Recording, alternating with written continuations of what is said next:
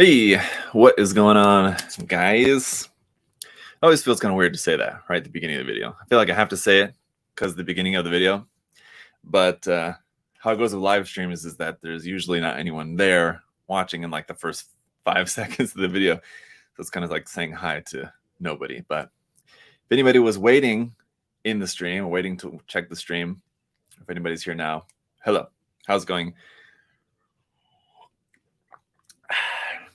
Friday afternoon, ready to do some Gunpla critiquing and non-Gunpla critique. I'm trying to think back. We have a few things to look at today, not a whole lot, but not all entirely Gunpla. I think actually maybe there's only one thing that's not Gunpla. Just to refresh my memory here. Well, no, there's a couple things. Okay, but some cool Gunpla in there as well. So let's see. We got Keto. What's going on? Let's see. Michael, Khalif, Drifts. Hey guys, how's it going, everyone? We're gonna get right into it here in just a minute. I'm just gonna give people a couple minutes to come in, especially my wonderful Patreon supporters. So if you guys have not caught one of these episodes before, basically these live streams are a way for me to take a look at some works by my Patreon supporters.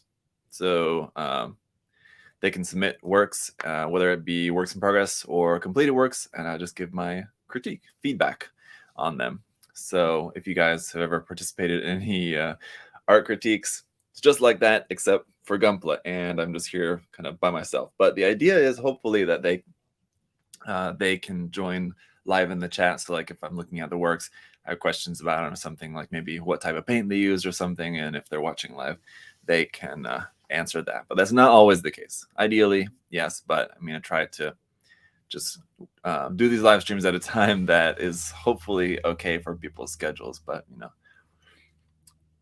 let's go ahead and get into it. But Drifts has a question here. I'll just answer his question here real quick. How do you avoid going insane with the amount of time it takes to finish customization? Yeah, that's a difficult one you just kind of have to balance, I guess. When it comes to customization, yeah, I mean, it depends on what you want to do. If you want to go like, if you want to do like a ton of customization, I mean, obviously it's just going to take you a lot of time. If you're finding that you're just not enjoying it, I mean, maybe you dial it back a little bit, but I guess, you know, then if you do like hours and hours and hours of customization on like an arm, and then you're like, yeah, I'm kind of done with this project. And then, you know, you have the whole rest of the kit to do. It's kind of hard to then, you know, mix it. You wouldn't be able to really do the whole rest of the kit with like much less customization. So I guess one way that you could go about it, I guess maybe just do like customization over the entire kit at like an equal pace. So like if you want to add some panel lines, maybe go around, add some panel lines on all the parts, and then you wanted to add some plot plate, go around and add some plot plate. So that way, if you get to a point where you're like, I kind of want to stop customizing this, you have an equal amount of customization kind of all around the entire kit. Does that make sense? Rather than like just focusing on one part at a time. Again, just kind of, I don't know, just an idea. It depends on how you want to go about it. But Chris is here. Chris submitted something, so I guess we'll take a look at yours first, Chris. Let's see. Chris has a Dynamis for us to look at. So let's go ahead. Let me get this opened up. And I'll also go ahead and pull up your email as well, Chris. I'm going to put this up here so I can see it clearly. All right. There's that. Chris's master grade Dynamis. Michael asked if I'm liking Florida. It's all right. I mean, I think I'm liking Florida just as much as I would like any other state. So I guess like the more apt question would be, how am I liking life in the US? It's different. We're adapting. We're doing our best to kind of adapt to it. I don't know. I was going to say certain things I like and certain things I don't like. There's certain things I don't like, and there's other things that are okay. I don't know. There's not a whole lot, honestly, that I think I would say that I like better here than in Korea, to be honest. But Okay, just checking back to Chris's email, and there wasn't anything else in the email. Christian asking where I lived before. I lived in South Korea before for the past 10 years. All right. Yeah, you didn't have anything in the email, Chris, so we can just take a look at the photos. So as I know, this is, yeah, here you can see right there in the text, Fortune Meows MG resin conversion. So yeah, I'm just going to go ahead and make that smaller. A resin conversion kit for the Master Grade Dynamis. One thing that I can say that I do like about this kit, well, I don't know, Chris, you can clarify this for us. It's a new V-fin, right? I feel like the red bits on the V-fin are smaller on this conversion kit than they are on the original kit.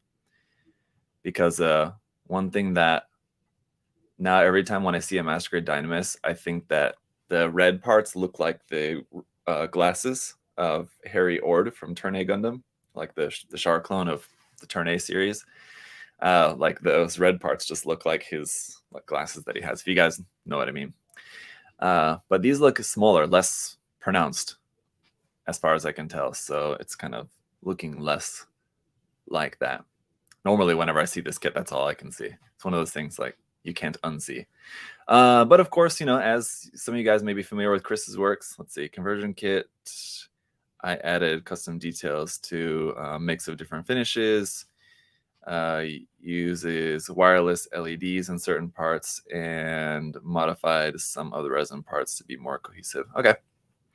So it's not just like taking the resin conversion kit and slapping it on and painting it, but he did do some other further customization there as well. What I was about to say was that some of you guys are probably already familiar with Chris Pav's work. He's on Instagram and other platforms.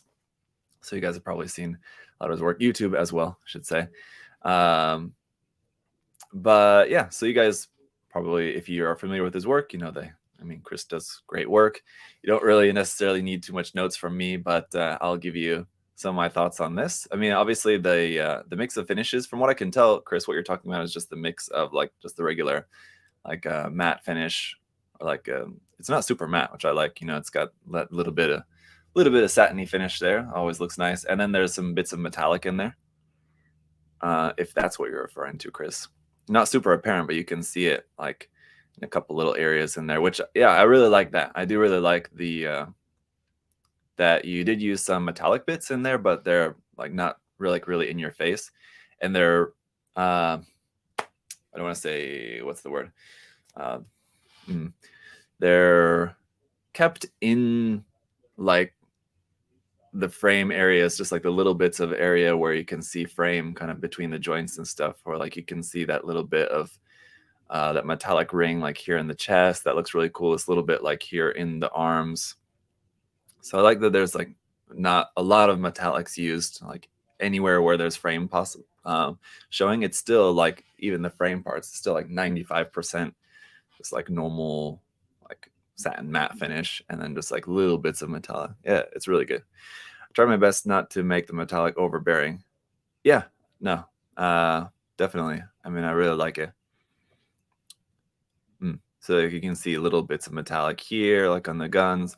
This is like, for me, my personal taste when it comes to using metallics on Gunpla kits. Like this is the perfect level of using that, where you got little bits to just kind of help bring out some of the details in the kind of more mechanical sections of the build, and that's about it.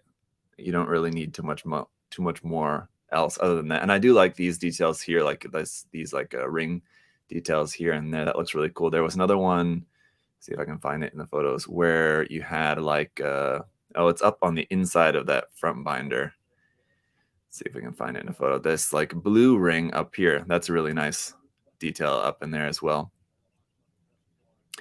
I love it. The only thing really, Chris, that I would say that doesn't do it quite as well for me is this third tone of green. I think either could have stuck with maybe just 2 tones of green, or this third tone doesn't really match the other two quite as well. I mean, I know what you're going for. I mean, that's like a one very minor tweak, I guess. I mentioned like you have the multiple tones of white. I think those all look really good. And I mean, I should say, I don't think that the mix of greens look bad. But like this one here, like looking at it in the front, this one doesn't match the other three tones, the other two tones as well. So I mean, you could have either, I don't know, maybe just kept it with just two, or if you wanted to add a third one, I don't know, maybe like adding like a drop of tan into that or something. Just maybe would have helped it to match the kind of olive color. It has more of like a little bit of a bluish green tone to it, where the other two green colors are like more kind of olive forest green, kind of more like a yellow green kind of tone. Does that make sense? The transition is a bit jarring between the mid and light green. Yeah, like I said, I don't think it's not like ruining the build or anything like that. It's just when I was just looking, just kind of skimming through the photos earlier, it was the only thing that really stood out to me right away was that I noticed that. But I mean, otherwise, all the details are all super crisp. I like this bit. Is this a photo etch part up in this part up in here? I don't know. I'm not familiar with this kit, so I don't know if it includes any photo etch parts. Usually these conversion kits typically don't, but I know some of them do. Just like how sharp that detail looks in that, like that one little section up there, just looks like it's maybe a photo etch part. But no, yeah, it looks really good. Like the little bits of yellow, and especially like here in the chest, I don't know if can't tell if it's like yellow or gold, but these like little yellowish, goldish rings in these details here. I mean, all the details all looks great. Steph's kit's asking what happened to the inlay. The inlay is in my garage in a box, not even close to being put together yet. So that's it. Let's see. It is. I'm assuming, Chris, you're talking about that is a photo etch part. So yeah, I guess that's photo etch there. Looks to be. And maybe this one here in the camera and the head, is that also a photo etch part up in there? Maybe not. Is this a metal part though here in the chest, this little metal ring there, or is that just a detail that you just painted in chrome or something? Looks like it could either be one or the other, but I've seen a lot of metal parts that look like that, so don't know if any of those little parts or the part above no, I don't know. Looking at it, I'm guessing that's not a photo etch. The camera's not, yeah, it doesn't look like quite like it, but oh yeah, looks really good. Let's see. There's some more photos here. There's plenty. I don't want to make sure that we take a look at all of these, but here's some more of the rifle. I mean, it looks really good. The chest is a metal part. Okay, yeah. Yeah, this looks really good too. I mean, I love how the same like yellow accents from the Gundam are carried over into the rifle as well. Gives really nice cohesiveness to it to share some of the same like color details on there. Yeah, the just mix of the really little tiny bits of metallic here and there is really nice. Definitely. Maybe you got a little bit of, is that just like a paint reflection, or is that some Panaline wash not cleaned up right there, Chris? Are getting like way too zoomed in. I'm not gonna nitpick you that hard, because it's hard to tell. With the metallics, it could just be that the light's just reflecting off it strangely to look like that, especially with resin parts. But yeah, this detail right here, I love that. The blue ring detail around there. And just really nice mix. I mean, we talked about the different colors, the different shades of white, the different shades of green, but the mix of the different shades of gray, all especially like in areas like this, is all really nice as well. Nice decals. That's some wash. Okay, yeah. See, I gotta find everything that I can find on there, but I'm gonna guess these are mecha decals. Some of them anyway. I can tell some of them are. Some of these decals I'm guessing are maybe decals that came with the resin kit. Like some of these like specifically shaped ones, like obviously not mecha decals. I don't think Tim made a decal set for this particular resin kit. So I would guess it's a mix of those. Yeah, decals all look nice, and there's nothing that's too like overbearing or looks out of place or anything like that. Like the alignment of everything all looks good. Just trying to look through these just to kind of focus on the decals. Is Drifts asks, is the critiques for Patreon supporters? Yes, indeed. HIQ, Mecha decals, and Simpro decals. Okay. Oh, so are the ones that are specifically shaped for this kit are maybe the Simpro decals, I guess, and then the rest are a mix of HIQ and Mecha decals. Oh yeah, these black and these ones are HIQ decals, I can tell, and that one's maybe Mecha decals. But there you go. Oh yeah, really nice. I've seen some photos of this already on Instagram, but it's cool to. Oh, there's the LEDs. It's cool to actually take some time because on Instagram I'm just kind of scrolling through. I'll look at it briefly, but it's cool to be able to really look in detail. Really appreciate this. It's really good. These those are the wireless decals or wireless LEDs that we have here at USA Gundam Store. I'm sure other stores maybe also carry them, but Chris, I'm going to assume you bought yours from here, Chris, right? Tim refuses to do two-tone. Really? Oh, all right. But yeah, the LED in the GN drive, is that like the one that's like built into the Master Grade originally, and then these ones out the butt here, those are the wireless LEDs, or are they all 3 wireless LEDs? But those look cool. Definitely and the one there in the chest make for some nice photos. Is there one in the head? I'm not seeing that. Oh, here's one. We haven't looked at this picture yet, which we should. Seems like this is maybe the only picture with all the missile hatches open. Yep, just this one. But those look awesome. There are all the little missiles in the skirts, in the knees. Yeah, really nice. It's a good looking kit, gotta say. I think I better do another resin kit sometimes. I guess I should say another Gundam resin kit, because I have currently on my desk right next to me a resin kit that I'm working on of Rain Mikamura as just like a little kind of side thing I'm working on. But a resin conversion kit, yeah, I should do that after painting the Shinanju bust.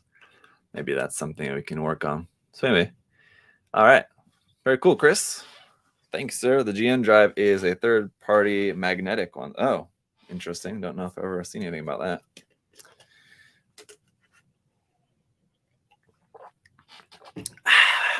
There you have it. All right. Super clean. Exactly. Chris, next build, weathered. Come on. Just give it a try. Let's see it. Have you ever done a weathered like build? I mean, that I would know of. Maybe you've like kind of messed around with a little bit of weathering on like a little side project there or something. Maybe I haven't seen, but have you done like a full-on like weather build? It doesn't have to be like, like super a ton of weathering, but I don't know. I know certainly your preference, clean builds, but just don't think I can remember off the top of my head any time I've seen you do anything with even a little bit of weathering. Blasphemy. A little bit on SD Shinanju. Oh, that was... What was that? What was yours? Brian did the green one, right? Brian's was that green SD Shinanju, wasn't it? And yours, I don't recall what it looked like off the top of my head. Next submission we're going to be looking at here is from Julian. Let's say I just want to get his notes on this one. So, well, I guess I'll put it up on screen for you guys. So this is actually his entry into for the Mecha Musume contest. He asked me to be sure if it was allowed to share his entry for the Mecha Musume contest here for this critique, and I told him it was fine. So this was before that one really old one. Okay. How did you guys weather the hurricane? Oh, we did fine in the hurricane. The store and like the warehouse, everything here was totally fine. At my house, we had a couple of trees in the backyard, fell down, messed up the fence, messed up the screens on the back of lanai. So we have some damage, but it also kind of damaged the roof a little bit. So the roof is getting fixed and replaced soonish, I guess. And then we have a lot of more stuff to kind of clean up in the backyard, but everything else is fine. We didn't get any flooding or anything like that. So we're all good. Anyway, just to make clear, so I don't want anybody thinking like Oh, it's unfair that he could submit his Mecha Musume contest entry. He's already submitted. He's already submitted it. And so anyway, it's not a problem with submitting this for critiques. So let me just check first what he mentioned about this in his email. He said he tried mixing his own color, metallic black and brown. It was the first time using putty to reshape the hair. Okay. And just based on the Gundam Throne Eins, as I'm sure you guys can tell there, from Gundam 00. She's not perfect, but I feel like I improved from a bit from the last one. The lines are cleaner as I masked them this time instead of painting them in after. Just make sure I got all the information that he sent. Okay, yeah, I think that's it. So yeah, it's a mix, obviously mixing with the HG Throw Nines. Yeah, I think the putty work on the hair looks pretty clean. Let's see. Just trying to look through these. What's like the best photo of that? But yeah, like you can see. So like when you went in and did like the lining to like define the hair, I mean, you can see like a couple of small like kind of imperfections in there, I guess. But overall, I mean, I think it looks pretty good. It looks doesn't look like completely unnatural, like if you had like a big like glob of putty or something like off the side of the head, I guess I should say. And so mixing this with, I think it was the, I think he said, I remember seeing this in the, was it either in the last episode or in the Discord when we were talking about it anyway. It was the, which Frame Arms Girl kit, the Stylet or the Architect? I don't remember offhand. But yeah, I think the mixing of the parts, let's see if I zoom out here, you can see that, is pretty good. I would maybe take, I think just with this one, for how like large the knees are, just trying to think of like which way to adjust the proportions. Either like shorten the thigh a bit to bring this knee up, or I think maybe I think this knee part would have looked cool if it was like higher up on the leg, because like as it is like on the Gundam, the top of the knee like extends up pretty high just because it's so large. But like as it is here on this kit, just like the proportions of it, the top of the knee is like where the knee should be, where the top of the like this much of the knee should be like above where the knee joint is, if you get what I'm saying. So I think maybe probably the way to go would have been to modify this so that the knee joint sits deeper into that part, but then you have just such a very short lower leg. So then I think probably doing a combination of that, modifying this so that the knee joint was deeper into here, and then this lower leg part between this large knee part and the foot, maybe using part of like the frame arms leg or something just to extend to that part. So basically that like you're separating this part out to sit where the knee is, and then just keeping the foot down, and then like using the frame arms girl leg kind of in between to give you the proper length there. I think maybe that would have been a better way to try to proportion the legs out a little bit. The arms look fine. I think like the proportions of the arms and everything, the way the shoulder armor sits on there, the way, you know, just the forearm works with the upper arm, I think that all looks natural enough as far as like the proportions go. That's the difficulty when mixing like Gundam kits, HG Gundams, or 30-minute missions, or whatever the case may be, with kits like this, Mecha Musume kits, is, you know, it's not always as simple as just, you know, having like the lower leg from one kit and swap it with the lower leg from another kit. The proportions aren't always going to line up, because with a Gundam kit or something like that, with a 100% mecha kit, if you're just taking like parts from one 30 minutes missions kit and one Gundam kit and mixing them, you know, you don't necessarily run into this issue. But with this, part of the kit is a human figure, and we're very familiar with like the proportions of what a human figure's proportions are. So like then making sure that your robot aspects still kind of follow the normal proportions of what a human figure is. I mean, even if you had like these long, tall feet, I mean, it still kind of looks like shoes basically, or whatever it might be. But yeah, I think like proportionally everything looks good, except just this knee part being raised up a little higher, I think would would have looked more natural to the design. But otherwise, yeah, I think the mixing of this part here on the chest, that works pretty nicely here. Right there, it doesn't look out of place or necessarily like tacked on there or anything like that.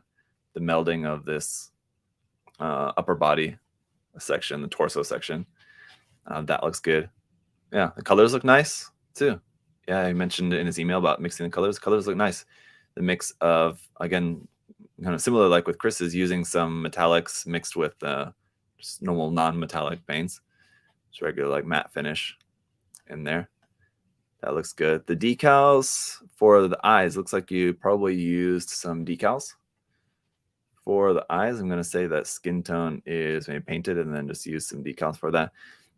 It could just be like the angle or like the way the hair is. It's kind of difficult to tell. The eye decals look like they're not quite perfectly lined up exactly. I'll have to look at his like submission email, because right now at the moment we only have these 5 images, but his submission for the contest will be 10. I just have to look at that to see if it's maybe just like the angle of the photo or something. But the eye decals look like they're maybe not quite lined up exactly right, which I know from personal experience, not difficult to do, not easy to do. Those eye decals, I mean, that's why the pre-printed faces are so nice. And I've seen that one, I think it was on Twitter or something at one point, that I'd seen one way that was suggested for like when you're planning on like repainting the part and using different eye decals is just painting over the part, the pre-printed face. You know, you hate to do it, but then you still can sort of see the outline of where the eye decal or where like the printing was, and then you just place your new decal on top of that.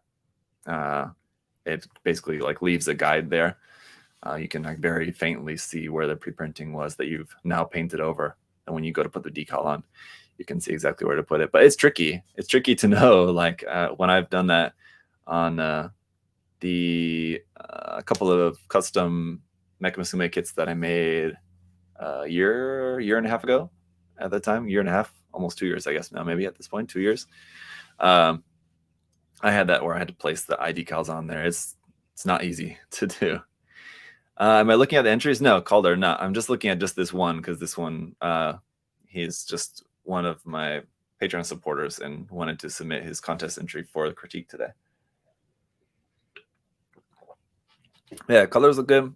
The only thing regarding the colors is that the yellow looks a bit muted, but I'd have to go back and look at the Throne Eins kit that this is a reference to see exactly how the yellow looks.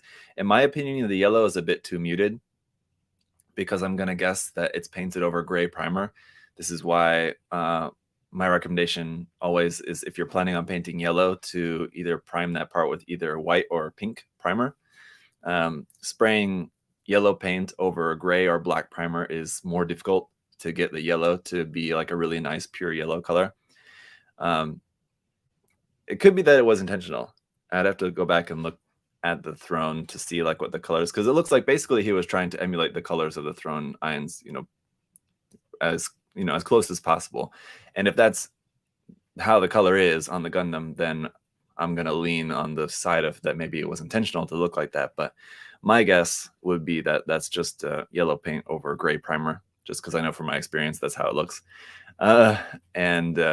Yeah, my suggestion is that if you can get it, get your hands on some white primer or pink primer, and use that when you're planning to do yellow, anything like yellow or pink, orange, white. Obviously, I wouldn't use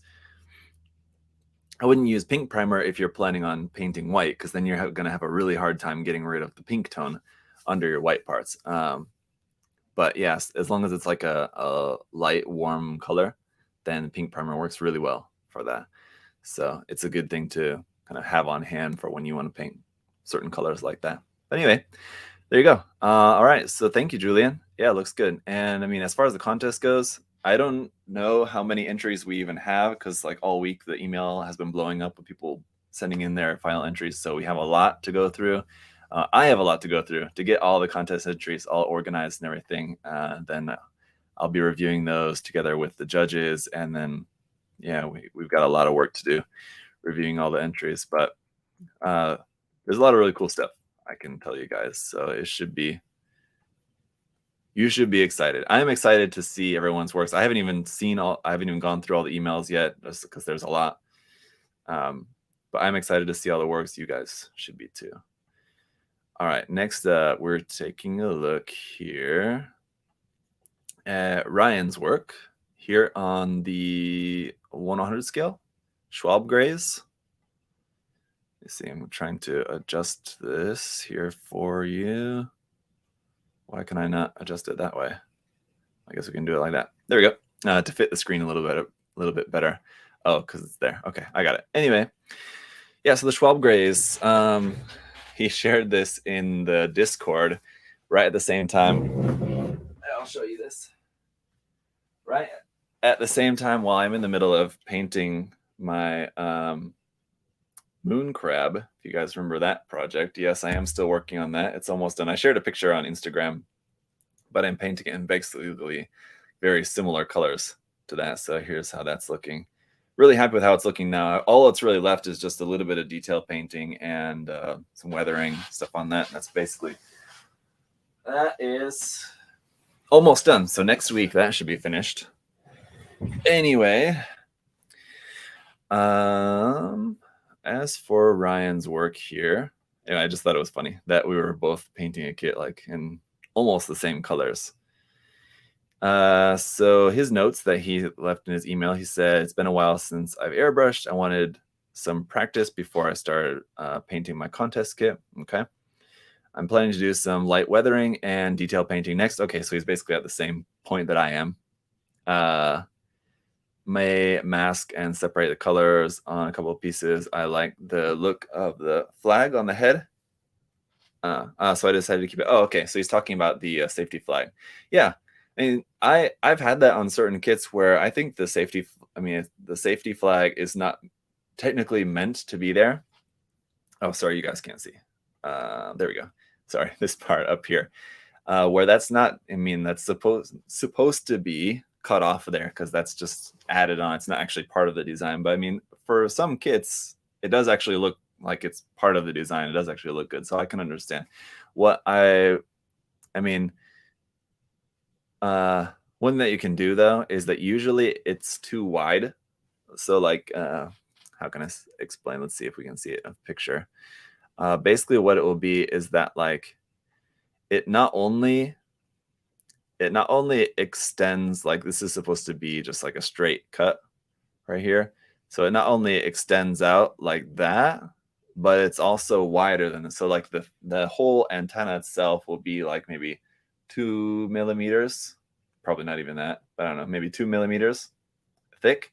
And then that safety flag part that's, technically supposed to be cut off will be like 2.5 millimeters wide. So it'll be slightly wider. So what you can do is just sand the sides down a little bit so that the thickness matches the antenna. And then you just have like this extra shape at the end like you want, but it doesn't look out of place because it's on the side. It's smooth flat, if that makes sense. Hopefully that makes sense. But anyway, let me just go back to his email here. He said, though I definitely regret adding the panel lines to the calves. They look out of place, he says. This is the 100 scale, right? Okay.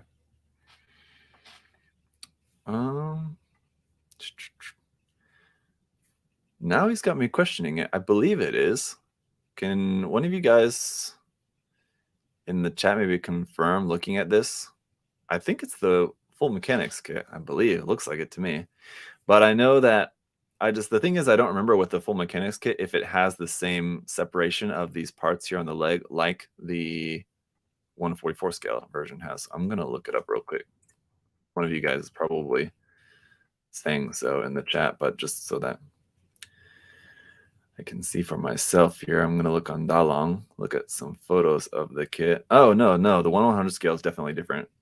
Okay, so this is not the full mechanics version. It's the HG. Okay. Oh, just the way that it's photographed, it looks larger than it is. So there you go. All right. It's the HG. Yeah, you guys are saying so in the chat. Okay, yeah. So Yeah, with the HG Graze, there's a seam line here. And if you go back, I think in my work in progress video on the Ryusei Go, I think I showed how to remove this seam line here on this kit. Not that like my way is the only way or the best way by any means, but I showed a way that I removed the seam line on this kit by basically, so what it is like you have a front of the leg and the back of the leg for this armor piece. So it's just separated into two pieces, front and back. And that's why you get the seam line down the side. So what you do, what I did, is cut here where this like back panel is and then separate that from this like half the side panel. So separate this, yeah, and this by cutting down here in the middle. And then this side panel piece here, you can glue that and glue and sand the seam, just remove the seam like normal, having that attached now to the front of the armor piece. And then the back piece is just this one little piece here like that. That's how I did it, and I think that is a good way to do it. I mean, other people may have different techniques. You could just glue them together like that, but then they're attached onto the frame. If you want to be able to keep the parts separated and paint them separately and whatever, then I think doing it the way that I did it like that, I think is probably a pretty good way to go about it. But yeah, I've seen people do this a lot with this kit where they just turn it into a panel line. But yeah, I mean, as he mentioned in the email, I don't think that it fits the design very well. It does look a little bit out of place. So I mean, getting rid of that seam line, I think, is the better way to go if you can. But let's see, he had one or two more things here. He said, it's not what I envisioned. I was looking for the frame to be bright purple and stand out against the stark white. It dried far darker than I expected, but overall I'm happy with how it's coming along. Yeah, I noticed that the frame is purplish, but yeah, it's definitely not very apparent. And it could just be the photos. I mean, in like a proper like photo booth or something like that, I think you could probably see the colors a bit more clear, and you might see that purple frame stand out a bit more. But yeah, it's definitely pretty dark. And I mean, oh, here's a work in progress image here on some of those parts. I guess this is probably just the primer phase for the armor. But yeah, I mean, you can see that it's purple. It's definitely not very apparent, just because looking at it from the front, I mean, there's not a ton of frame really visible here on like the front of the arm, and like little bits here in the chest.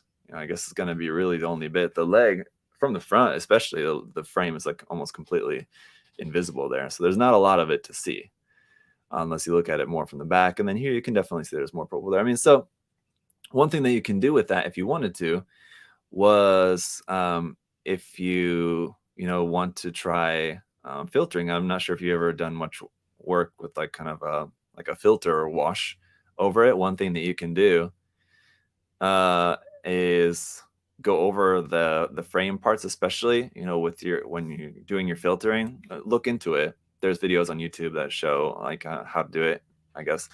Look at especially maybe like videos for like tank modeling and stuff. Probably be even more videos about that subject. But go over that. Use some purple on those purple parts in your filtering, and that will boost the purpleness of that. You could even add like a little bit of like purple and white, or if you just have like a little bit of like lavender and white on those parts, and that will really bring out that purple flavor. And you could even, what I think would look really cool if you really want to go with this look, is even use a little bit of purple in your panel line mix. So if you want to do a filter over the whole thing, you could use a little bit of purple even around on these armor parts and like the white and orange parts.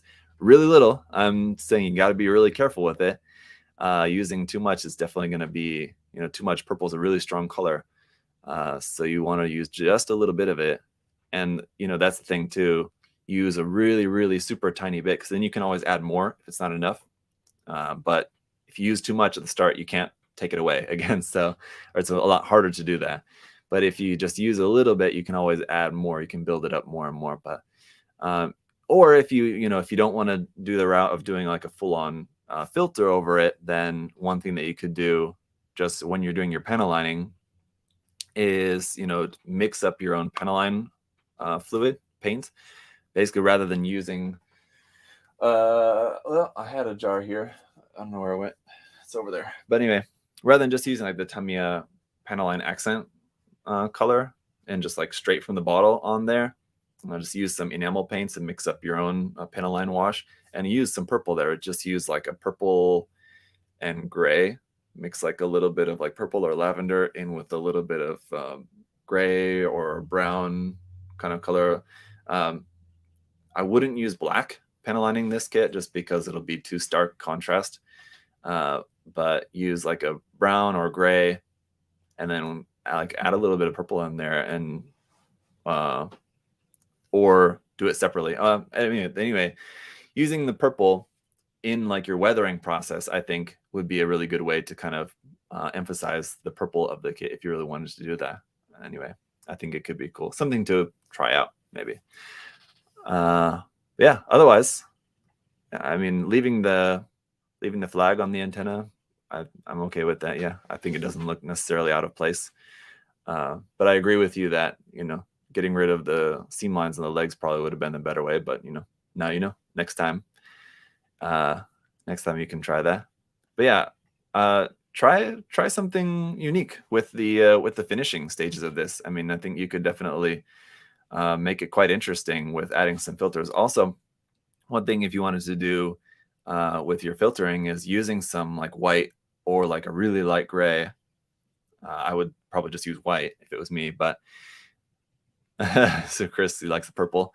Yeah, using some, I would say white, but if you don't want to go, you know, pure white, if you just have like a really light gray or something doing your filtering, that will also help to tone down the orange, because the orange is really rich on there. And again, it just kind of depends on what you're going for, but I think it would look really nice and cohesive if you kind of blended the colors a little bit, because you have that nice bright white with that really bright, like really rich orange color. I think if you tone that down a little bit with some filtering, I think it would look really nice. The colors would blend really well together. Those, and then yeah, using some white to also bring up the lightness a little bit of that purple on the frame too. I think it would look good. So look into it, try it. If you've never done it before, it can be kind of scary to do, because you're basically like slopping paint all over the kit and you're thinking like, oh my God, what am I doing? But it does really help with the effect. I don't do it on like all my builds, but you know, sometimes I'll do like some selective filtering. Some people just like, you know, like do like a gunk wash, like a filter like over the entire thing. You could opt to do that, or you could do it like a bit more selectively. But I would look into that. That's what I think would look really good as a way to finish off this kit. So, okay. All right. Anyway, so there we go. So thank you, Ryan. That means we just have, unless I get an email here from Daniel. So Daniel submitted some photos, but I couldn't access the photos from his email, unfortunately. So, oh, okay. All right, good. He was able to resend them. Good. Phew. I just emailed him like right before the stream, asked him to resend his pictures, and it looks like he was able to resend them. So, okay, we will take a look at Daniel's here in just a minute. In the meantime, let me pull up Mr. Sturgetty's pictures here, and then we'll look at Daniel's last. Okay. Got this here, put this up on the screen here for you guys. So we got some machining Krieger here to look at. And this would be the raccoon, I believe. Just double check his email. Yep, raccoon. He said, I'm interested in feedback on the weathering so far. My plan right now is to add a bit more mud, including wet mud on the feet and some splatters a bit on the lower legs, and refine the current streaks while adding a bit of rusty colors in the deeper looking scratches. Okay, so just to kind of add and emphasize some more of the weathering that's already there, basically. Is there anything you think I should address on the kit before moving forward? The antenna is temporarily fixed. It broke off and needs repositioning. Okay. Then he also has one photo of an F90, this one.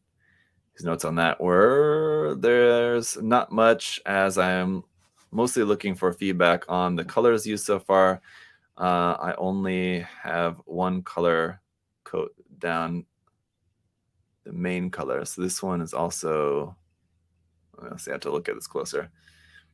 I only have one color coat down on the main colors. I'm debating making any primer gray areas red, yellow. Where's the primer gray areas? I guess that would be these parts, like here, there, those parts. Okay, so he's hand painting this a little bit, somewhat Machine Krieger style.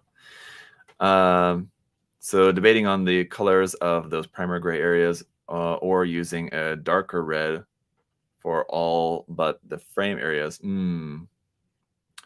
Red, yellow, and frame gray. I'll also be displaying this with 2 mission packs in a hangar scene. I think I want to paint the packs in the same colors. Okay, so we'll talk about this first because there's only just the one photo of this, and then we'll spend some more time talking about the Machine Krieger kit. But he said, so using a darker red for everything but the frame, or using a mix of yellow and red. I think, yeah, that's a good question. Here's what I would say. I would use both yellow and red, but I would use like one thing of yellow. I can't remember what the original kit looks like to say for sure, but I would say do like the V fin in yellow and everything else in red. I mean, I think using just like all the gray bits, just recoloring all of those to red, I think will be not enough. I think you do need one other kind of accent color on there. So I do like the idea of using yellow and red, but I would use, yeah, either one way or the other, but I think it would look better probably just like one thing in yellow and then all the other stuff in red. I think would probably be the better way to go. Maybe that's how it is on the original kit. Again, I don't remember. I know the original V-fin is yellow. I wouldn't say to do the original V-fin in red. I don't think that would look good. I think keep the V-fin yellow. But I'm not sure on the original kit. I can't remember what else is yellow. I'm guessing like maybe these vents on the knees, I think, are probably yellow and stuff. But I mean, doing all the little vents and stuff in red, I think could look cool. A sky blue would be a nice accent color. Yeah, but I think the red would be nicer. With these already being like blue and green, and then adding another blue would be kind of a lot on that side of the color wheel, and you do need to bring in some bits from the other side. So not necessarily like warm, red. It's like a warm color, but I like his idea of using like kind of a darker red, maybe not quite as dark as like a whole red or something like that, where it's like very dark, but not something too bright either. Definitely not like your standard like Gundam red, like bright red, not like that. But yeah, I like a little bit darker, a little bit desaturated red, I think would look really nice with this. And then, yeah, a good yellow V-fin. I think that'd be a good way to go. But yeah, interesting colors. Right now, this is still very much in the ugly phase, as it's lovingly called. But I do think that this color scheme will be really interesting on this Gundam. So looking forward to seeing this next time in the future, some more. Brett in the chat saying, I really dig keeping things mostly gray. I love that washed out color. I mean, yeah, honestly, some of these details look really good and just kept in gray too, but I think changing them to like a red, like we're talking about, I think could look kind of cool too. Or I don't know, a little bit of mix of both. As for the Machine Krieger kit, yeah, I swear I've had the exact same feedback on a different one of his kits in the past, Machine Krieger kits with this green. And this is just my personal take, because I would have to go back and look at like some like official, quote unquote, like official color schemes for Machine Krieger stuff. This green is a bit too bright green for my taste. But as far as I can remember, I think there are some like official, as in like official, like Koyokoyama, like or Max Watanabe builds that are using like this brighter green. In my personal taste, it's a bit too bright green, but yeah, I don't know if you're going for like official colors. If it's something that already exists like in universe, then why not? But as far as like the weathering goes, adding some more mud and wet mud around there on the feet, I think that will look really nice just to kind of ground it, because it already has these very like earthy colors here, obviously with like the tan and green colors. So that'll look really nice. Yeah, and then just kind of help tie like all these bits of brown rust and dirt and stuff that you have going around here, kind of really ground it. Adding that around here at the base. As far as like emphasizing some more of like the deep scratches and stuff, I mean, yeah, I think that would look pretty good. And like some of these areas like here on the shoulder panel, I think that's already looking good just like that, like as it is. So, I mean, I wouldn't do it too much. There's certain areas where I think maybe you could, where it does look a bit bare, like here around the camera mount here at the front.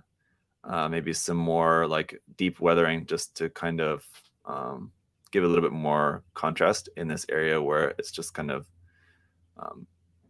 there's not like too much of the, like that dark bits in there. Mafu, hello. Hi. And then maybe like in here, I know that I can already see like some kind of like oil, gunk, dirt kind of up in there in some of these internal areas. But there's a couple of bits, a couple of areas maybe around here that I think, especially if you're going to be adding mud and stuff down here at the bottom, you have to imagine that like splashes of mud, like you mentioned, if there's that much kind of like dirt flying around and stuff, that there would be areas that would be even like heavier. Like this is quite a lot of kind of like oil streaking and stuff, I'm guessing is what this is meant to be here, like around in like this engine part here on the back. But I think like around in some of these crevasses and things, areas where you might see some like dirt mixed with oil, mixed with water, kind of like pooling or gathering or not being easily washed off in certain areas like this. And like I mentioned, like the camera mount area, like around here in the front, on this inner part right there. I think adding a bit like heavier dirt and grime collecting in a couple of like nooks and crannies here and there, I think could look pretty good with this. As far as like emphasizing the scratches though, I mean, honestly, the level of where most of them are at, I think is pretty good. Like these up around here, I think those don't really need it too much, but I mean, it's really kind of up to you, I guess. So I don't know if like really emphasizing the deep scratches anymore would really do that much for you. I would honestly say like some of these like here and here, you could even dial those back a little bit because they look a bit like brush strokes, not as scratches as they're meant to be. They're a bit too long and light, if you know what I mean. Whereas like these ones here on the knee look more natural. These ones I would say could maybe dial those back a little bit, or maybe darken those if you want to. Go one way or the other, either getting rid of them a little bit or emphasizing those a little bit more, just because I don't know there's a couple of those, I guess, that could need touching up either one way or the other. But most of the scratches I think all look pretty good as they are. So hey, it's looking good. I'm happy to see that there's not any visible panel lines anywhere. It all looks pretty well taken care of. Maybe a little bit of filing here on the back of the leg, but other than that, it looks good. I've got my kit. My raccoon is all primed and ready to be painted. I've just not started painting on it yet, so it's definitely a kit that I'm looking forward to working on. So I'll have to see. Yeah, the antenna, when you look at the antenna from this side, it looks fine going like that, but you can see on this one, it looks a bit weird going like that. It looks kind of funny, but as he said, it broke off and he needs to reposition it. But I don't know, it looks kind of funny. Maybe make that as like part of the build. that the antenna's bent or something, you know? You have to imagine that in universe that would happen from time to time, especially something like that, that the antenna would get kind of bent or misshapen or something. It's honestly something that I can't think of that I've seen very much on machine Krieger kits. You know, it could be something, you know, that's just not very often done for whatever reason. I don't know. Seems like that would make sense to me. So maybe try it, run with it. I think that could look kind of cool. I guess what was that? If I remember correctly, the story of, oh no, that was different. I was trying to think. I'm sure Sturgitty will remember the story of Lincoln's. It was not a raccoon. I think it was just a fireball or something, where the finger, the tip of the finger was like broken off and hanging. And I was gonna say, I thought I remember Lincoln saying that that was broken off by accident, but then he made it as part of the kit. But I don't think that's the case. I think he intentionally like cut it off and made it so that like the finger part was broken like that. You guys know what I'm talking about? Anybody else remember that story? Just me.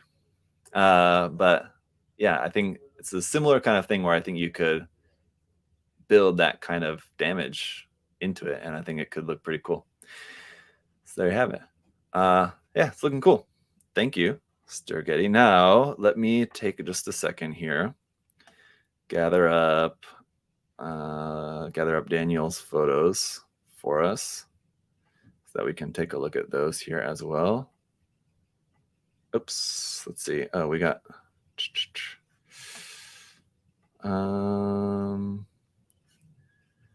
we also have Brett's. Brett just sent his in, so I do want to take a look at those too. Let me just grab those here real quick.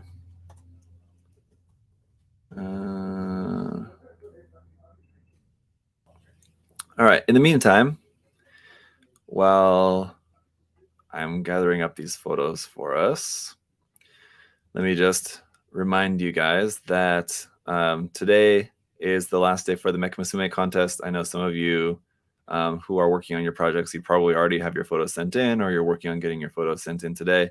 Of course, as it always happens with contests, I have people emailing me or messaging me to ask about the like specific like hour of the deadline, and basically I'm usually always like I'm not too much of a stickler on like if you miss the deadline by like a minute or even like an hour, it's not that big a deal. I don't get too worked up about it. Basically, so long as it's still technically October 14th when you send your email, then you should be fine. So I mean, I usually give people 4, 5, 6 hours leeway on the deadline, even like up to 12 hours, just because I know depending on time zones, if somebody's entering, you know, on the other side of the world, you know, I usually don't specify that at the beginning of the contest. So just because it gets confusing, I know time zones are confusing for people. And even if I were to say like exactly the deadline is exactly midnight EST where we are here in Florida, some people they'll get the time zone wrong or something, and it happens. So I usually try to be accommodating as far as that goes. All right, give me just a second. Just getting some of these photos. Daniel sent a lot of photos here, so I want to make sure I get everything so that we don't miss any of the stuff that he took the time to send for us to review here. And I think that was the problem with why I couldn't get the photos in the original email, was because there was a lot of them. And I hope, let's see, I'm gonna maybe separate these out here in just a second, because I think they're getting all mixed up. Oops. Nope.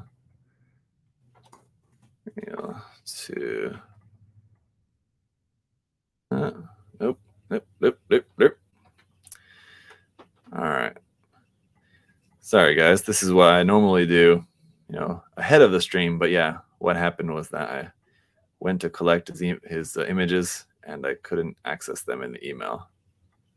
That happens. And it happens sometimes with people's contest entries too. So that's why I always urge people, when you send your contest entries, to send them directly in the email, because if there's any external links or anything like that, sometimes it doesn't work. And then when I'm trying to get the photos, I can't get them. And then I have to get back with people and ask them to resubmit them. I think this is the last of the photos here from Daniel. So take a look at Brett's first real quick, and then we'll take a look at Danielle's last, because there's a few builds that he sent for us to take a look at here. Some quite interesting stuff, I'm gonna say. All right. Okay. I think that is about it. Just double check. Yep. Okay. All right. Let me pull up Brett's here for us. And throw that up here.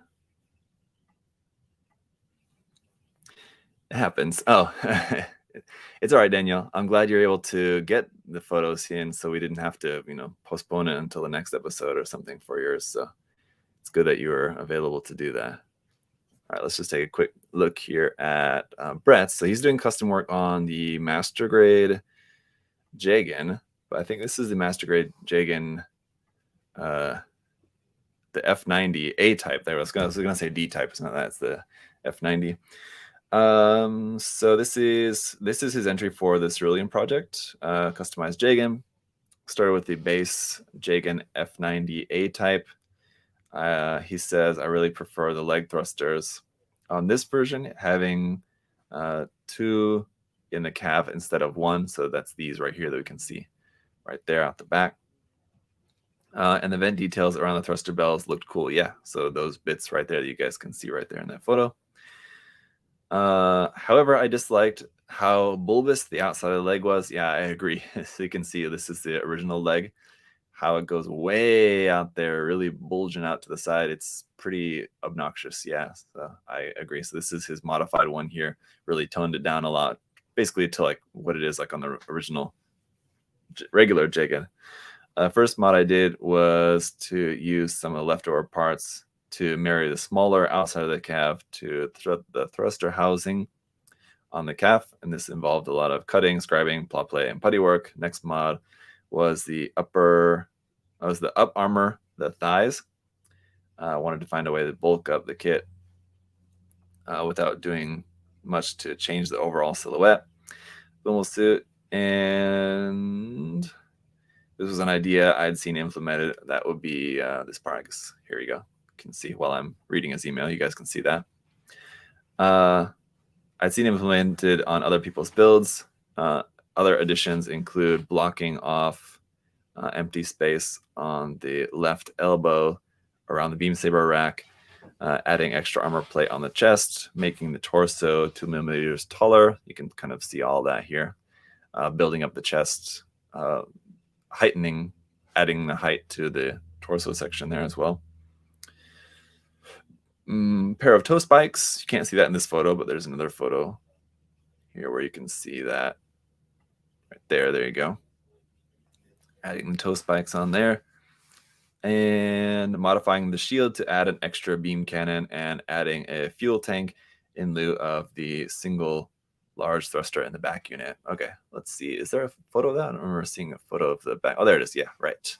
So adding this fuel tank here instead of the one large one. So yeah, that looks cool. The asymmetry of that, or symmetry, I guess. But rather than adding, I think most people commonly will add 2 fuel tanks, out the sides or something, whatever. But just having the one single one is something kind of cool. That's more like a grunt thing. Whenever I see that, I think that's a good look. Like when you're adding fuel tanks to grunt suits, it's kind of one of those things where like having the 2 looks better on like a Gundam type, and then having just the one single one looks good on grunt types like this. I think it's the Gestas, the narrative versions of the Gestas, right? Had that, where I think they had 2, but it was like one going up, one going down instead of like 2 out the sides. It's a little bit different. It kind of reminds me a bit of that. Yeah, it looks cool. I definitely am in full agreement with what you did with the legs. Yeah, the original legs are just like way silly with this part here like that. So that modification was a good choice. yeah, having to do some modification here, swapping those to just kind of fill in this, so you can see like having to modify that so that these parts look right there for the sides. Yeah, bulking it up by just adding like basically thickness to the front of the thigh, I think it's a good call on that. If we look down here to a little bit more, somewhat more finished version of this, you can see like it doesn't, yeah, like he mentioned in the email, it doesn't change like overall the look of the Jegan. It doesn't look like it's suddenly got like these massive thunder thighs. It's just it still looks, you know, basically the same. Basically, I mean, like when we were first looking at these toe details, I was looking at that and thinking that they still look quite rough here in this picture, and even like the side of the leg there, but I mean, like it's a work in progress, right? They look much better here. I think this is a little bit further on in the process, and I'm sure they're still not done, but yeah, they look much better here. So just getting those cleaned up, and like right now, everything, I mean, just cleaning up all like the modification work and everything, but like I said, it's still obviously a work in progress, so you can't really say that like it needs some more cleanup work because it's still a work in progress, right? So but I think once all that's like all cleaned up, I think it's gonna look really nice. Like one of those custom builds that you see that where like when you see it, when it's all done and finished and painted, the modification work is very well hidden. Like it's really not obvious unless you're really familiar with how the stock kit looks.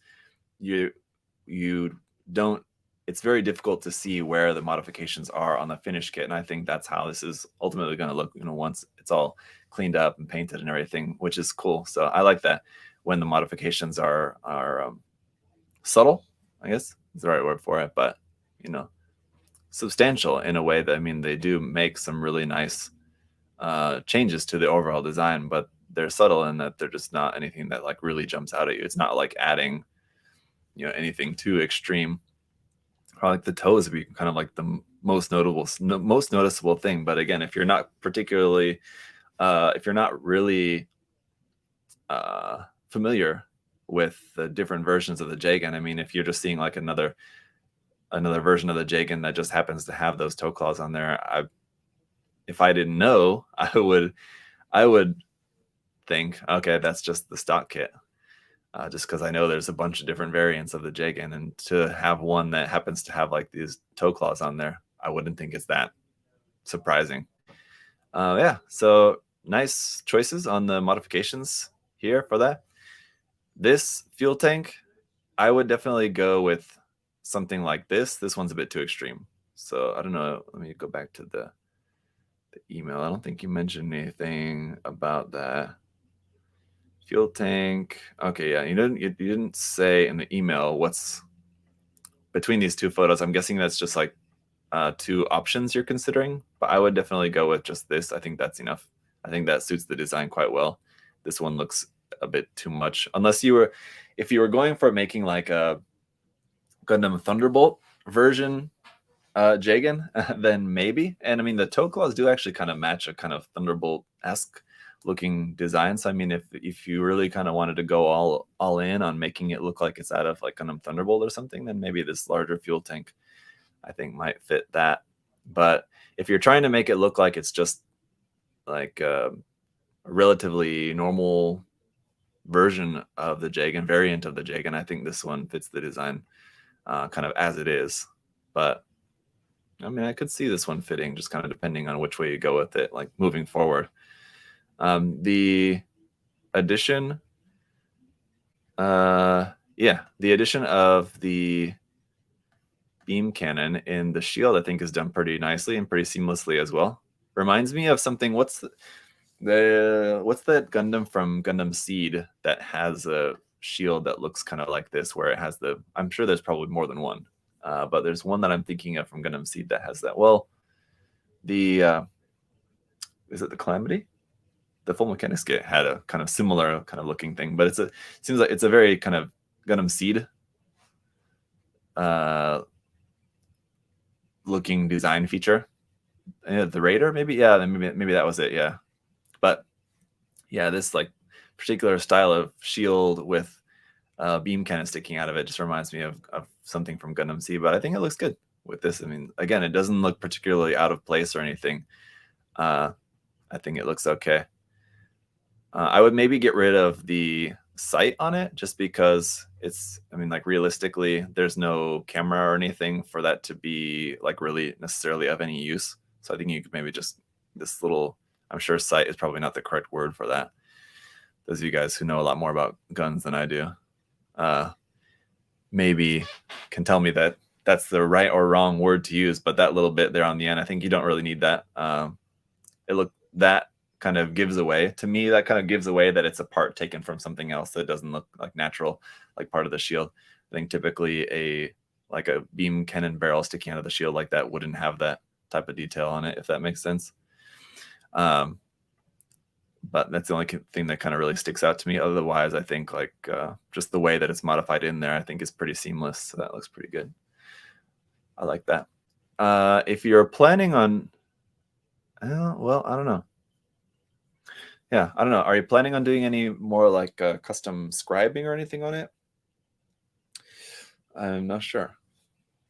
It's going to be a difficult one to do if you do, but that could also be kind of interesting. Maybe adding some more little details, just like a couple little details here and there, especially like here on the front of the legs, maybe on the shield, just to kind of emphasize that it's a different modified shield rather than just like a standard shield with the beam cannon sticking out the front bit right there. A couple other just like small little modifications, adding just like a couple little like latch details up here or something like that. Some other like small modification. Don't like overdo it. Don't like add like a big vent here sticking out the top or something. I don't think you necessarily need anything like that, but something else like on the outside of the shield or that, or like some panel lining or something. And again, like not like all over the place, but something like that I think could look kind of cool. But yeah, it looks great. Iron sights, that's what it is, right? Okay, so I knew it wasn't too far off with that. Maybe some decals on the shield. Oh yeah, definitely. I mean, like that's still way further on down the line, but yeah, decals, of course, once you get to that, that will also look good on everything. But you know, for the time being, just finishing up the modifications ahead of painting. It is looking good. So yeah, maybe in next month's episode, we'll see that a little bit further along, if not finished by that time. I don't know. We'll see how far Brett can get on that. But let's go ahead and take a look at Daniel's works then here, and then that will be it for today. I said at the beginning of the episode we didn't have that much to look at today, but I guess I was wrong. A little bit longer of an episode today, which is okay, but we do have a time limit. So let me refer back to Daniel's email here on this, make sure I get the details on that. All right, so for the RG Gym Custom Mark II, so basically this is taking the RG Gundam Mark II and then with the Gym Custom head on it. Really simple kit with the RG Gundam Mark II with the HGC Gym Custom. This may be my favorite kitbash to recreate because it's such an easy modification to make. It's literally just a head, shield, and weapon swap, paint job, and have made several iterations of this combo, he said in his email. So as you can see right here, like here's two different color versions of that. I mean, the RG Gundam Mark II is a very early RG, so a lot of people just kind of write it off with this early real grade syndrome, but it's such a good kit. It's definitely one that, you know, shouldn't be overlooked just because it's an earlier one out in the RG line. It's a really, really good kit. I mean, as you can see, you know, once it's all painted, just like all the details and proportions and everything of it, just make it so good looking. And yeah, the head doesn't look out of place. I mean, you would think maybe sticking an HGC head onto an RG kit, the details wouldn't look quite right. But I mean, if you really look at it, you can see, I guess, that like if it was an RG version of the head, it would probably have a little bit different, a little bit more details going on with it, but it's not like obviously out of place. I think it fits with the overall details and everything of the kit well enough. So it looks good. Nice colors. A little bit of fingerprint there on that one, maybe. other than that, the colors look really nice. I do like on both of these. They're essentially like the same color scheme, but just like ever so slightly different, a little bit bluish and a little bit greenish, but they both look really nice. The nice bright colors there against the more subdued greens, and green in this case, red, blue on the other side. These parts, is that a mold line? I'm trying to remember the kit. I believe that's a mold line on there. So, and you can see like kind of the seam line on the head. I'm guessing that maybe it's kind of hard to tell. Which one of these did you do first? Or I'm guessing you didn't do them both at the same time, and you did one first and then did the other one. But a little bit of seam line on the head, and I would, paint in that camera. You can see it's painted here. So I'm guessing maybe the blue one was first, and then the green one was second. Is that right? Greener one. Oh, maybe saying the greener one was first. Anyway, I think it looks good with the head camera painted in. In this one, it looks like a bit empty there without it. But you can see like some seam line here on the head, some seam line here on the backpack. This part, that's a seam line. That's a mold line there on the handle. So, I mean, that's just something you can just sand that away. I mean, obviously not. Okay, so he said the green one was first. Okay. Obviously, now that everything's painted and all that, you can't, sand that unless you want to repaint it. But just something to keep in mind for future builds. Even stuff like there on the backpack. Just, sanding, doing all the proper cleanup work, before you get to the painting. A little bit of panel line wash there. It's not cleaned up. A little bit, like you can see. I mean, if you're really looking closely, as we are here, since it is critique, like you can see a little bit of like in the mark right here that wasn't sanded. So just these little things to pay attention to. I mean, when you're looking at it like this, obviously you're not going to see any of that stuff. It's not really going to stand out to you. But if it's, especially if this is for like a contest or something, if I was judging these for a contest, these are things that I'd be taking off points for.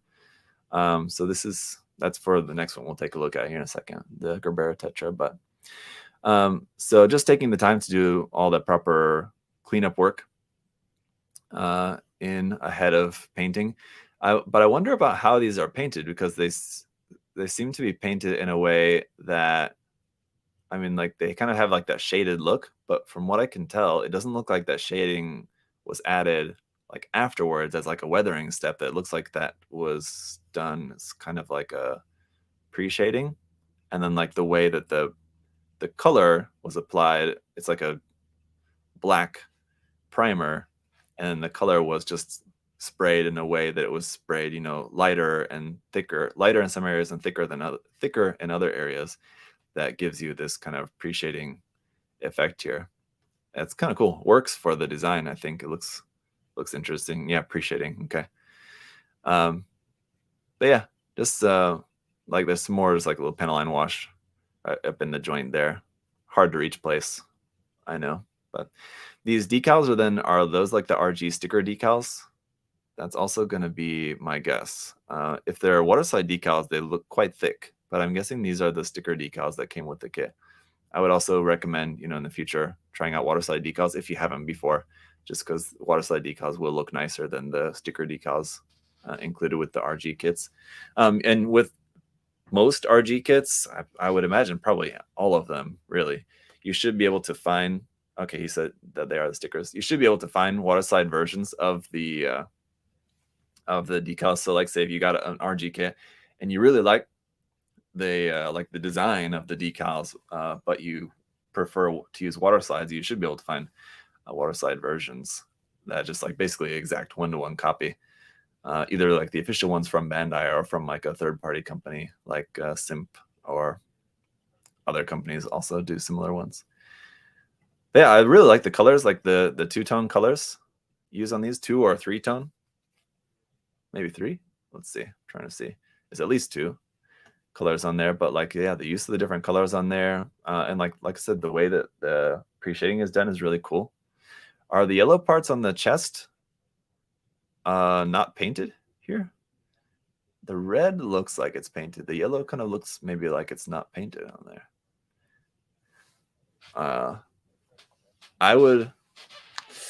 That's tricky. That's difficult. Maybe it's an entire conversation for another day when it comes to not painting certain areas on kits. Because like I totally understand the thought process of thinking like, it's a yellow part. I'm gonna repaint it straight yellow. So maybe what's the point of even? Oh yeah, okay. He said it's not painted. Yeah. So I understand that thought process of thinking like, oh, what's the point of just repainting it the exact same color that it already is? Just seems like a waste of paint. But the reason for doing that is because like now, again, like if I'm judging this or something, looking at this, I can tell that it's not painted. So it doesn't necessarily, I think, like take away from the build. But if I was judging it, I would mark points off for the not being painted. Like this one here looks like it's painted, right? On this side, or at least panel lined. Like there's some panel line washes. It looks like a bit dirtied up over here on this one. It's in comparison. I was going to mention like the little bits of high his nose. Yeah, and yellow is difficult too. Yeah, I mean yellow is not an easy color to paint too, so that's another reason why I totally understand why you're thinking like, if I just want it to be yellow, I'll just not paint it, just because it's already yellow as it is. So why bother with it? I totally understand yellow is not an easy color to paint. But what I was gonna say is the chipping is really nice. There's not a ton of chipping around like all over the place. You just have like a little bit over here, a little bit here. So like the way that it's painted with the pre-shading, the way that the chipping's done, all looks really nice on there. So it's just a matter of like for other builds, and maybe we'll see this on the other ones that we'll take a look at. Just paying attention to other things like mold lines, seam lines, cleanup of like panel line wash, stuff like that. Little details that, when you're looking at the kit from this far away, are not going to be noticeable, and you're just going to notice like all these nice colors and everything you have going on here, and like the decals as well. Like when you're looking at it from a distance, it's not super apparent that you're using like the stickers instead of like waterside decals. It's only when you look up close and you can really kind of notice these things. But like I said, he did send a couple other things. So I do want to take a look at the Gerbera Tetra as well. Also looks quite interesting. And this one, I wonder. Okay, oops, sorry, put this up on screen for you guys. I separated this out so the photos didn't get all mixed up. There you go. I wonder what the inspiration was for the colors on this, because it's definitely a bit reminds me of like Machining Krieger, just with like the camo, but also really reminds me of the camo. I'm sure there's some like real world military aircraft or something maybe that might be the inspiration for the camo and the colors on this, but it also reminds me a bit of like Half-Life 2. What's it called? The not hovercraft, the aircraft. What is it? Gunship. Yeah, the gunship from Half-Life 2 reminds me a bit of that. The color scheme does. But this one again, I like. Yeah, I think it's this one. Those do look like water slides on there. And again, the painting, the colors, and just like the way that it's painted, all looks really cool. It's just like little things that I can see on there, like where was it here? Like a seam line on this part of the gun that you can notice. So it's just like these minor imperfections. Again, I would say, it's worth, if you're going to put that, the time and effort into, fully painting a kit and customizing it or whatever, you might as well take the time to make sure you're paying, care for the seam lines and stuff like that as well. He said it's a World War II Messerschmitt. There you go. Yeah, I'm not too familiar with that kind of stuff, so I'm glad you guys kind of let me know on those things. But yeah, I mean the color scheme and everything, it fits really well on this design. It looks really cool. Definitely, it's quite interesting, especially with like the back fuel tank of this looking very much like a fuselage of an aircraft. It kind of fits, right? But yeah, it's a really cool idea. That the chipping is not quite as nicely handled on this one, I think, than on the previous ones we saw. So I'm not sure the timeline of like which one came first. I'm guessing that this one maybe you did earlier on. from those maybe. But like the chipping is, you have like, it's looking kind of like more splotchy here on these parts rather than being like really refined like on the RGs we were looking at previously, to just being like here and there around on some of the edges. Here it looks a bit random and a bit too large, like these big black chips here and there. Well, what do you guys think about that? Otherwise, yeah, I really like the mix of the yellow and the colors used for the camo pattern and everything. Definitely my favorite part about these. There's Moon Gundam legs, yeah, either Moon or Vargil, because it almost looks like that's a little bit of purple. Maybe the paint chipped a little bit, and you got a little bit of purple creeping out there. So maybe those are the legs of the Vargil, possibly. Oh, sorry, I should refer to his email, because he did put some information in the email. Sorry, I always forget about that. He said it was a kit bash. Okay, between the Gerbera Tetra and the Moon Gundam. Yeah. I always felt the extended back piece on the Gerbera Tetra reminded me of the World War II fighter plane's body. Okay, exactly what I was mentioning before. I decided to look up a bunch of reference photos from World War II fighters and decided to try and replicate a cool paint scheme often used on the German Messerschmitt. So yeah, okay. Sorry, should have remembered to refer back to the email. Then we would have had all those questions answered ahead of time. But there you go. Yeah. Okay, let's see. Just trying to see what you guys are talking about there in the chat. But yeah, Brett also agreeing on the Half-Life vibe. Yeah, that's one of my goals for a machining Krieger kit, probably for the Luna Diver. The Luna Diver, I want to paint a Machine Krieger Luna Diver kit in the Half-Life 2 gunship color scheme. I think would look really cool. Just on a side note, a future project, a someday project for me. But yeah, the like the use of the Moon Gundam legs with the Gerbera Tetra upper body doesn't look out of place, because I mean, honestly, these parts here on the side of the arm match like perfectly with these parts on the side of the Moon Gundam legs. So it's a really nice choice of kit bashing those parts together. They don't look, I mean, like, also of course the painting and the colors will help blend, you know, anytime you're kit bashing, you know, the colors you use will help blend the parts together to make them look more uniform. But I mean, just like stylistically, the parts match nicely as well. So it was a good choice, because you even have like little bits like these hosing bits here in the arm, and then like when the knees are bent, you have like hose details here in the knee. So it all kind of works really nicely together, I think. So it's good. Yeah, very nice. This part here I'm just now noticing this. I was looking at this earlier when we were looking at this photo, wondering what this is here on the chest. It looks like some kind of decal or something. I'm just now wondering if that's one of those like foil decals from an RG kit, like the like bronze foil decals that normally you would put like on the inner frame of an RG kit or something, if that's what that is there on the chest. Depending on the angle of the photo, it looks a bit out of place, but it's not really all that noticeable, really. I mean, like, just because of the way that it catches the light. I don't know. But otherwise, yeah, cool. Okay, he has one more to look at. I want to make sure we get to everything. He said correct on the decal, yes. Where is it? Here. Okay, he has one more. We'll take a look at here. And that'll be our last one here for the day. So let me put this up on the screen for you guys, and we'll check his email info about this one first. So let me find a picture there to have on the screen for you guys and see what he said. So this is his Project Linebacker. It's a kit bash of several HG kits. He honestly doesn't remember everything used, so there's a lot of different parts, I guess. It was mostly IBO kits. You can definitely see like some of the IBO kit parts in there. The feet are not. The feet are from that build.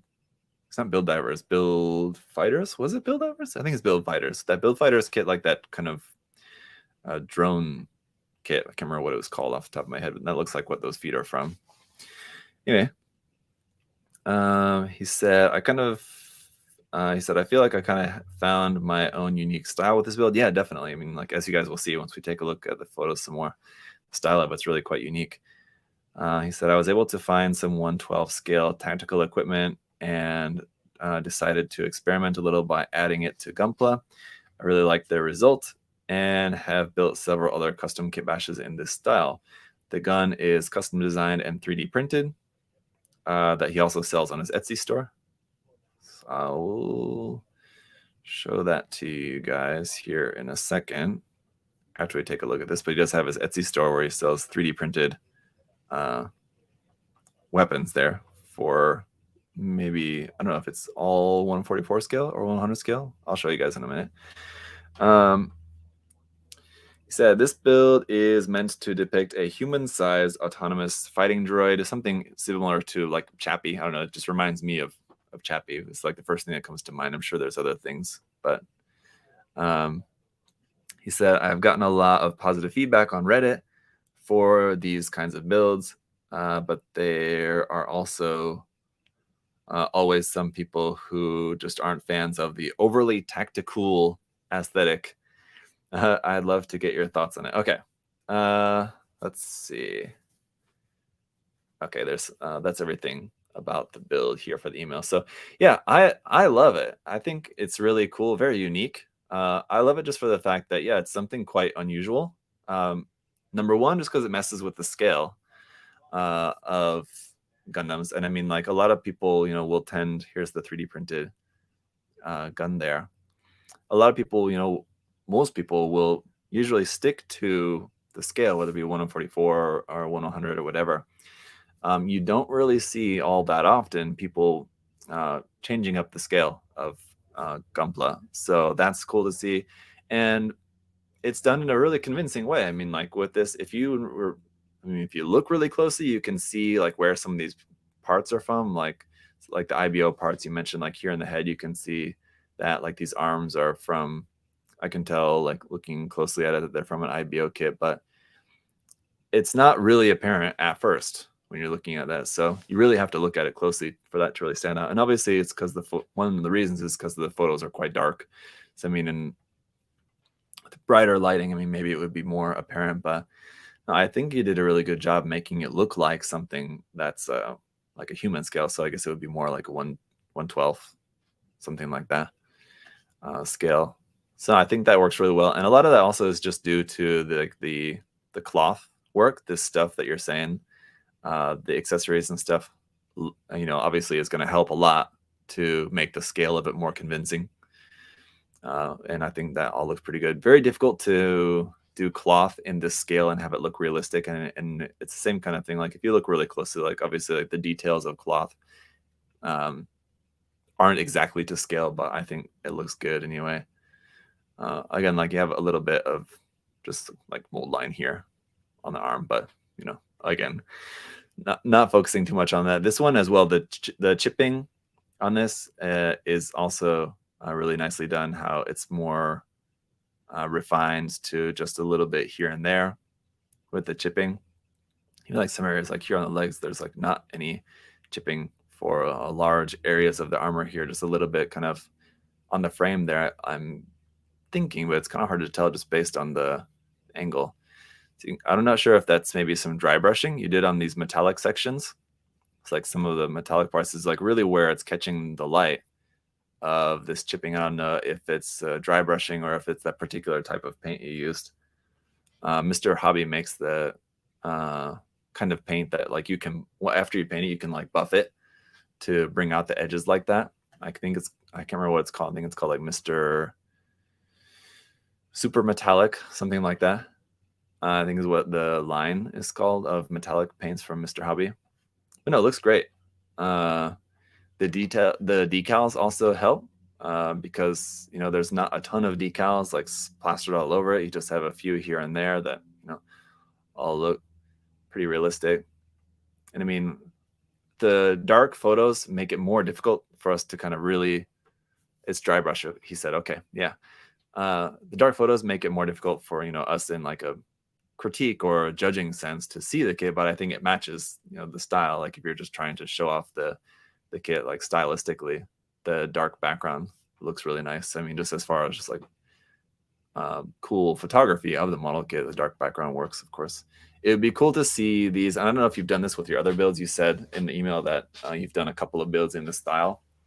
if you've tried making any sort of like vignette or diorama or something, some other kind of like in scale setting for these to be in, I think that could be really cool to also kind of push how convincing the scale is on these. If you had this built into just like a small diorama where it's like peeking around a corner or something like that, of like the corner of a building, something.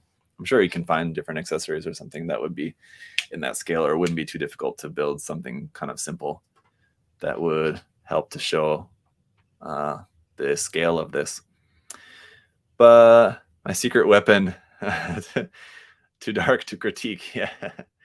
No, like I said, I think it fits the style for the build, definitely. But yeah, very cool. So I know he said he has some more. So in the future episodes, maybe Danielle can send some photographs of some of his other builds in that style, and we can see those as well. One thing I'll just show briefly here before we wrap up for today is his Etsy store, in case any of you guys are interested. It is, here you go, Anaheim Electronics TT. So some stuff here, weapons on the Etsy store. That would be that weapon, right? Is the one that we just saw. It wouldn't that build be this one here? Oh, this one. Oh, well, there's that kit for sale on there. And some other stuff. So there you go. Check that out if any of you guys are interested. Some cool weapons on there, for especially for that type of build. If you're interested in doing something like that, those weapons will work really well with that. So there you have it, guys. Let me go ahead and do that. Okay. So that's it for today. I know I'd seen in the chat a couple people asked along the way. Hopefully people who asked were answered by other people in the chat. But yeah, for anyone who was wondering how to submit works for future episodes of Gunpla Critique, again, like I said, it's in the video description, like I said at the beginning, and like I say at every episode, if you've not seen any of these episodes before, these episodes doing these critiques are for my Patreon supporters. So you can check out my Patreon link down in the video description below. There's different tiers there, and depending on what tier you want, you can send, if you want to participate in these critiques. We also just have our Discord there, and I mean, if these guys who are submitting their works, just wanted my feedback on these builds, I mean, they can get in touch with me anytime. Even if you're not a Patreon supporter and you want feedback on your builds, you can get in touch with me anytime and just send me a message. My Discord is for Patreon only, but like if you guys, just want to send me something that you would just like some feedback on, you can just get in touch with me by Instagram or Instagram message, Facebook message on my Facebook page or something. There's lots of ways to get in touch with me, but always, big thank you to everyone who is Patreon supporters, those of you guys who submitted your works for critique today. We had a quite nice long episode today, actually. I wasn't thinking it was going to be that long because I was thinking it was only going to be a few, but luckily we're able to get Daniel's and Brett's in there as well. Thank you guys so much for your submissions. Thank you to everybody there on Patreon. Thank you to all you guys who just came to hang out and watch the live stream. So there's a bunch of videos. This is episode 24. So if you've not seen past ones and you're interested in just seeing some past critiques, you can go back and check those out. But that's going to be it for today, guys. Happy Friday. Have a nice weekend. I'll see you all next week. Bye-bye.